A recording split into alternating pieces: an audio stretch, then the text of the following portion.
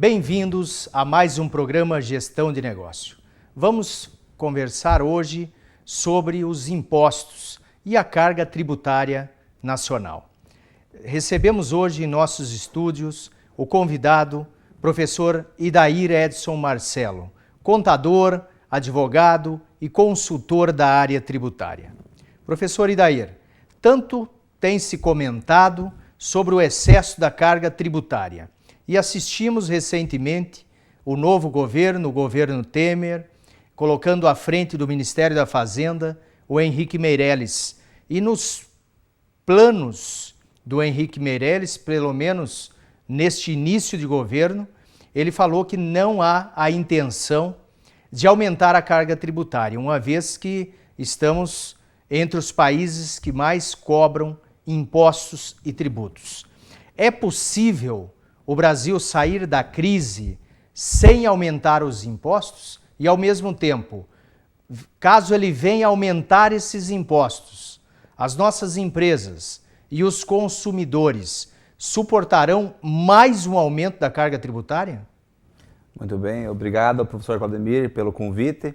Antes de nós debatermos essa questão, professor, é importante que nós entendamos como funciona a nossa carga tributária no Brasil. Né? Muitos falam, claro que não tem o conhecimento necessário, né? Mas é uma verdade que falam que a gente paga muitos impostos no país. Na verdade, nós pagamos muitos tributos, porque o imposto é uma das espécies tributárias. Nós temos 5 espécies tributárias: os impostos, as taxas, contribuições de melhoria, empréstimos compulsórios e as contribuições sociais. Então, são 5 espécies tributárias. Aí, claro, a gente fala que é o imposto porque é imposto, né? Nos é imposto pagar toda essa carga tributária. Então, há uma diferenciação, né, nessa questão. Então, é importante frisarmos que, até o pessoal comenta, nós vamos ter uma reforma tributária, isso vai reduzir, aí todo mundo almeja, né, essa tal de reforma tributária, vai reduzir a nossa carga tributária. A tendência de uma reforma tributária não é reduzir tributos, e sim, né, tirar certos tributos, diminuir a alíquota em certos serviços, em certos produtos, mas jogar esse percentual em outra, né, em outra esfera. Nós tivemos aqui no estado do Paraná um exemplo que houve uma diminuição da carga tributária nos alimentos, né, um determinado período, e aí o que aconteceu? Aumentou-se a alíquota da energia elétrica e da telefonia. Então há uma transferência de carga tributária. Então tem aquela falsa ilusão que nós vamos ter uma reforma tributária, que essa carga tributária, então, essa reforma tributária irá diminuir os nossos tributos. Não é isso que irá acontecer. Outra questão é saber quem que paga tributos no país. Muitos também, equivocadamente, comentam que as empresas pagam tributos. Na verdade, quem paga tributos no país somos nós, consumidores finais.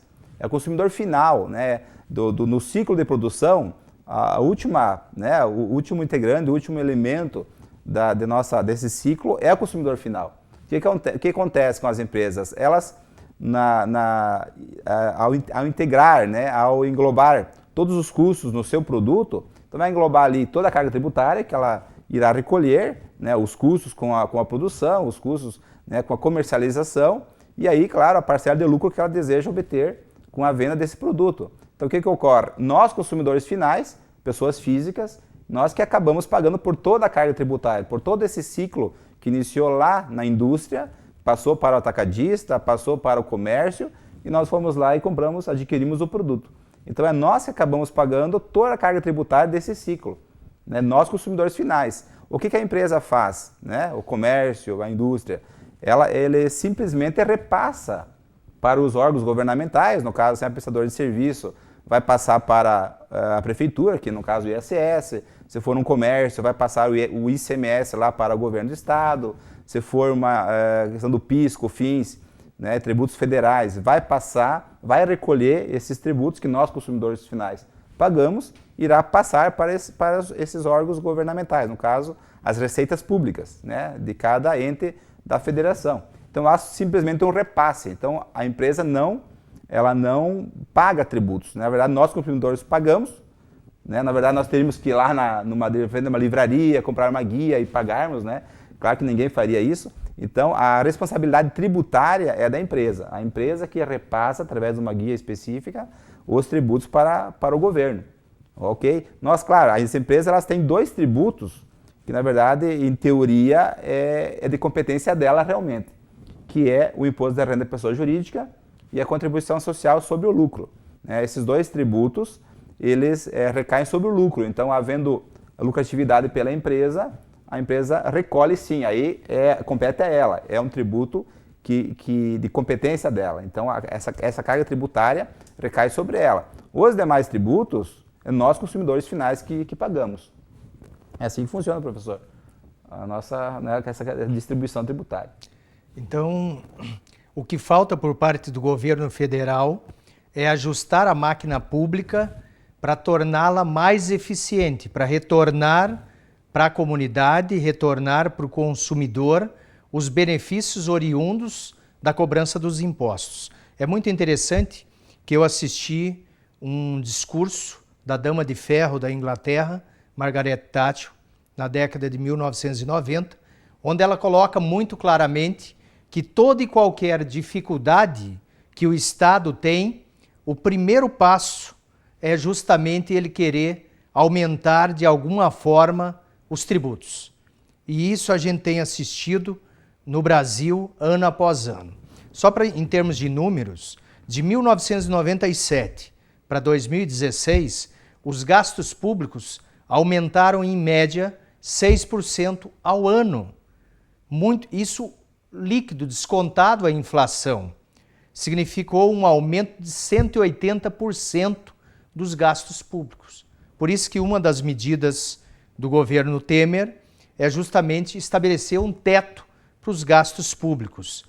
Por que o governo não se organiza de forma a propor uma redução nos impostos, nos tributos? É possível isso ou simplesmente é algo que podemos desistir de questionar e de reclamar? Que pagaremos essa taxa, esses impostos e esses tributos e não vamos ter o retorno que gostaríamos de ter em termos de saúde, educação, segurança.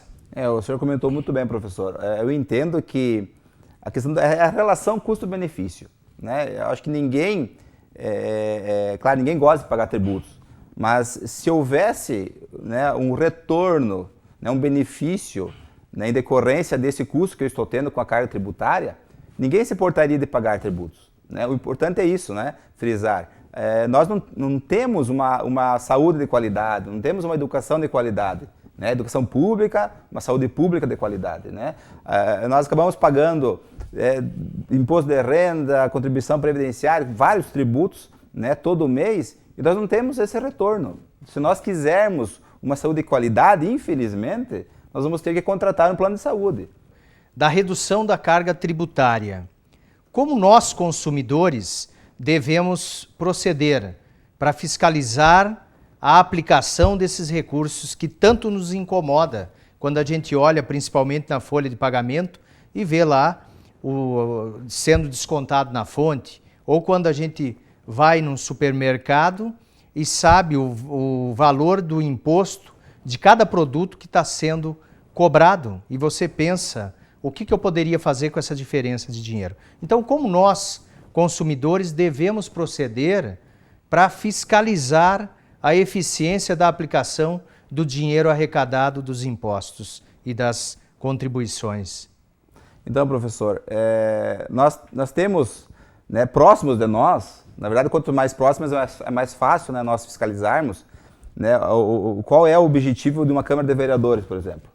É fiscalizar o órgão público, é verificar como está sendo, controlar os gastos públicos. Cabe aos vereadores, que muitas vezes não fazem isso.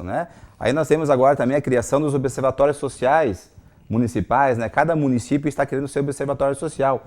É uma ONG que está fiscalizando a prefeitura, fiscalizando os gastos, esses gastos então públicos, o orçamento público municipal, e verificando, através das licitações, acompanhando a licitação, verificando então se todos os procedimentos com a licitação foram tomados, né, publicado digital, verificar aí se não está sendo privilegiado uma empresa, né, em decorrência, né, do produto estar sendo ali licitado, aí verificar realmente lá se esse produto está sendo entregue, como foi, né, digital, como foi aberto ali a carta Covid e tudo mais. Então, é uma situação que as organizações não governamentais estão tomando, né, à frente para poder fiscalizar os órgãos públicos. E essa é uma questão. Então, é claro que cada cidadão pode fiscalizar, né, pode fiscalizar. Ah, mas eu não consigo, eu sou sozinho. Realmente, sozinho a gente faz pouca coisa, mas somente participando, sabendo que existem esses órgãos, que são órgãos, eu falo do Observatório Social Municipal, no qual também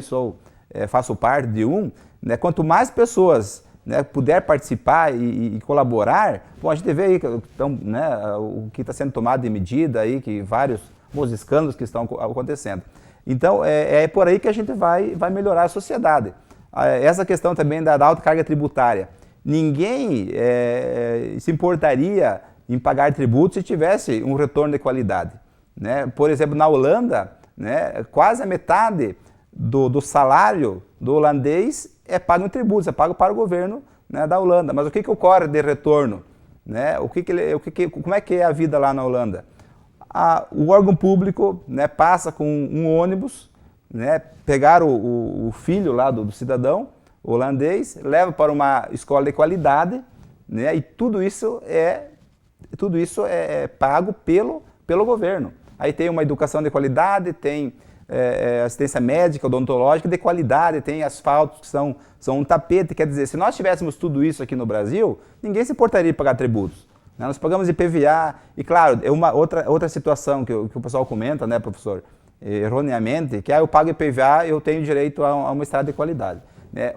A questão do IPVA, ele é um imposto que não é direcionado a nenhum bem específico, a nenhum serviço específico. Né? O valor do IPVA, ele pode ser direcionado para qualquer, essa característica, né, dos impostos, todos os impostos. Não há um direcionamento, né, específico para determinados serviços. Assistimos aqui no Paraná como se diz, um rearranjo tributário, que o próprio IPVA saiu de 2,5%, foi para 3,5%. Então, em percentual, até que num primeiro olhar não impacta tanto. E foi essa a própria felicidade do governo de não causar alvoroço no primeiro momento. Então a gente assistiu um aumento de 40%. Ao mesmo tempo, a gente vem vendo a isenção de determinados produtos da cesta básica, a redução dos impostos e o aumento em outros, como energia elétrica, como o próprio imposto dos combustíveis, enfim, uma série de aumento de cargas tributárias. Sabemos também que se tem órgão que funciona e funciona maravilhosamente bem no Brasil, é justamente os órgãos de cobrança tributária, Receita Federal, as receitas estaduais. Então, inclusive, professora, me comentaram que há um computador com nome muito sugestivo que cuida do nosso dia a dia, como a gente está se movimentando. E aí eu pergunto, uma vez que tem esse sistema que controla de forma individualizada nós enquanto contribuintes, há problemas no fato da gente solicitar ou não a nota fiscal paranaense, como a que foi implantada em São Paulo, que é a nota fiscal paulista? Então, professor, a questão que o senhor me perguntou anteriormente, na questão se precisamos ter aumento da carga tributária. Não há necessidade, professor, pelo seguinte, como o senhor comentou, pelo meio do SPED, que é o Sistema Público de Escrituração Digital, que agora o último elo, né, foi fechado, que é a questão da nota fiscal eletrônica ao consumidor. Nota fiscal ao consumidor eletrônica. Nós não tínhamos esse modelo, né? E agora é o último elo dessa cadeia tributária. O que ocorre? O governo automaticamente vai elevar a sua arrecadação tributária em virtude desses sistemas. Então não há por que mais elevar alíquotas de tributos. Por quê? Porque a gente já está. A questão é o seguinte, é simples, né? Eu vou até uma loja, por exemplo, comprar uma calça. Se eu peço a nota fiscal, essa nota fiscal irá gerar o ICMS, o PIS e COFINS e vão ser vão ser recolhidos esses valores dos tributos para os diferentes entes ali que estão envolvidos. No caso do ICMS para o Estado, né, para o Estado ali de origem da mercadoria, o PIS e COFINS para o governo federal. Então não há por que elevar a carga tributária se está se fechando o cerco, né, na verdade, aos contribuintes. Né? A Receita Federal está trabalhando para fechar o cerco para que ninguém... Claro, a sonegação nunca irá acabar, mas nós podemos reduzir ela drasticamente. E falando do T-Rex, né, que é um sistema da Receita Federal, é um mega computador que a Receita Federal dispõe, e o software dela é o software ARPIA, que é um software que consegue entender o comportamento do contribuinte e com isso verificar se está sonegando ou não. Então, por exemplo, se a pessoa lá é casada e tem determinados gastos todo mês, né, com saúde, com combustível, com alimentação. De repente, essa pessoa começa a gastar, né, viagens internacionais, situações que estão fugindo daquela vida que ele vive, né, que o sistema... uma vida de casado, né, professor? De repente, o que acontece? Essa pessoa separou agora, né, aí o que aconteceu ali com a divisão dos bens, começa a gastar em outras situações. Então, esse sistema, o ARPIA, ele começa a identificar esses contribuintes, consegue verificar, né, onde que está indo o dinheiro, né, que está indo os valores. E é importante, né, professor, comentar que até o animal, né, que nós temos aí como o leão, que a Receita Federal, está mudando.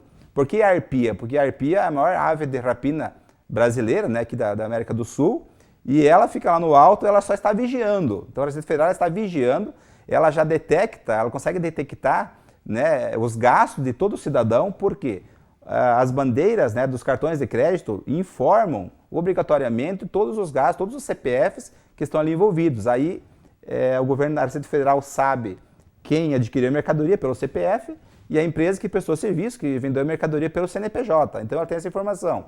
Os DETRANs de todo o país informam pela compra e venda de veículos e informam a Receita Federal. Os cartórios de todo o país informam a compra e venda de imóveis. As instituições financeiras, através de uma declaração chamada e-financeira, já está informando a Receita Federal sobre a movimentação bancária. Nós tínhamos antigamente aí R$5.000 de valor que os bancos eram obrigados a fornecer informações, né, de movimentação bancária. Agora já caiu para R$2.000. Então, quer dizer, e outra questão, né, o governo federal fechou um acordo com os Estados Unidos para identificar lá as pessoas brasileiras que estão gastando, né, estão lá nos Estados Unidos. Então, na verdade, você não vai ter como escapar. Então, se não tem como escapar, na verdade, isso não é errado, eu acho correto. Né, é um dever nós de pagar tributos. Né, é um dever, isso é crime. É crime contra a ordem tributária se você não pagar tributos. Agora, o nosso direito é buscar, então, uma qualidade no serviço público, porque não há como a gente fugir dessa carga tributária.